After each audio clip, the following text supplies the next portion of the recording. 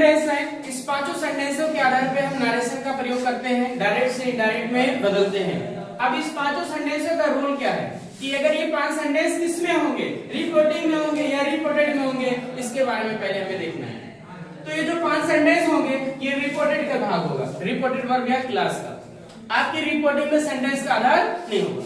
आपका जो सेंटेंस होगा वो आपकी रिपोर्टेड वर्ब या क्लास के रूप में आपको सेंटेंस निर्धारित करेगा कि ये सेंटेंस कौन सा है, असर्टिव है, इंट्रोगेटिव है, इंपरेटिव है, एक्सक्लेमेटरी और ऑब्जेक्टिव। ये कौन निर्धारित करेगा? ये आपके रिपोर्टेड वर्ब या रिपोर्टेड क्लास से स्पष्ट होगा ये हमारा सेंटेंस कौन सा है। अब देखिए, अगर आपको ये पता चला कि आपका जो रिपोर्टेड वर्ब या क्लास है अगर वो असर्टिव सेंटेंस में है, किस में है? असर्टिव सेंटेंस में है, तो रिपोर्टिंग में क्या परिवर्तन करते हैं इसके बारे में मैं ध्यान दें।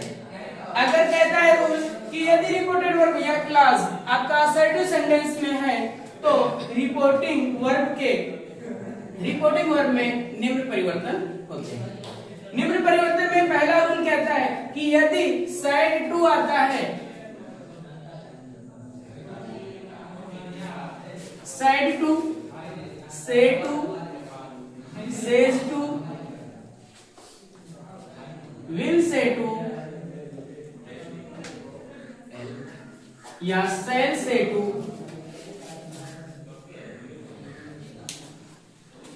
क्या कहता है कि यदि रिपोर्टेड वर्ब असर्टिव सेंटेंस में है तो रिपोर्टिंग वर्ब के said to, says to, says to, will say to, shall says to को हम किस में? सेड टू को बदल देंगे टोल्ड में, से टू को बदलेंगे टेल में, सेज टू को बदलेंगे टेल्स में, विल से को बदलेंगे विल टेल में और सेल सेज टू को बदलेंगे सेल टेल्स में, सेल टेल्स में।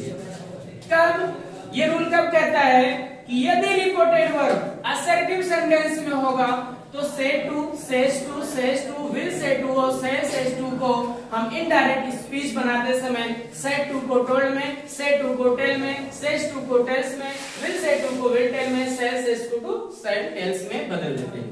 इसका फिर दूसरा रूल, सेकंड रूल कहता है यदि रिपोर्टेड वर्ब में ऑब्जेक्ट का प्रयोग ना हो, ऑब्जेक्ट का प्रयोग ना हो, केवल आपको साइड आए, से आए, सेज आए, क्या इसके साथ टू ना लगाओ। टू लगने का मतलब क्या है कि इसमें ऑब्जेक्ट आएगा। क्या आएगा? ऑब्जेक्ट आएगा। अगर केवल सेड से या सेज होगा तो इसमें क्या करना है हमें?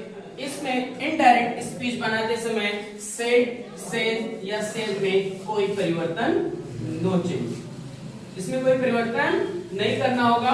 कब? जब आपका रिपोर्टेड वर्ब असर्टिव सेंटेंस में होगा और असर्टिव सेंटेंस में अगर आपका रिपोर्टिंग में ऑब्जेक्ट का प्रयोग नहीं है तो say to, says to, says to को में कोई परिवर्तन नहीं करनी है। हमें डायरेक्ट जो प्रयोग होगा, सेड होगा तो सेड कर लेंगे, से होगा तो से कर लेंगे, सेज होगा तो से का ही प्रयोग इनडायरेक्ट रूप में कर देंगे।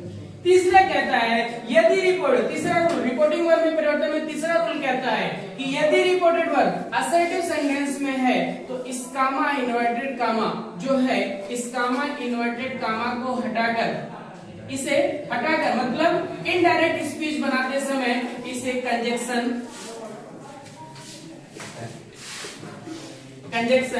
दैट का प्रयोग, किसका प्रयोग करते हैं? कंजक्शन दैट का प्रयोग करते हैं। ये तीन रूल कौन बताता है? रिपोर्टिंग में होने वाले परिवर्तन में बताता है। कब? जब आपका रिपोर्टेड असर्टिव सेंटेंस में होगा।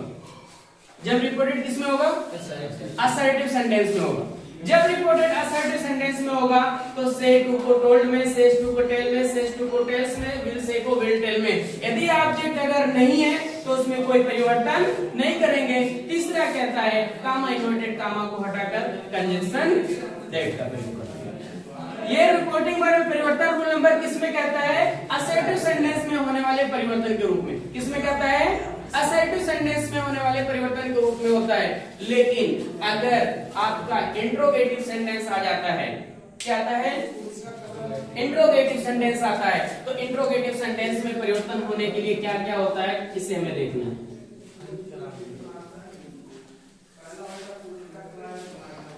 कहता है यदि रिपोर्टेड वर्ब इंट्रोगेटिव सेंटेंस में हो तो इन रिपोर्टेड वर्ब में said to को asked में बदल देते हैं। किस में बदलते हैं? पहला रूल रिपोर्टिंग में आ रहे हैं हम, अभी रिपोर्टिंग में परिवर्तन में नहीं दे रहे हैं, केवल हम रिपोर्टिंग में परिवर्तन में देख रहे हैं जो सेंटेंस के आधार पे।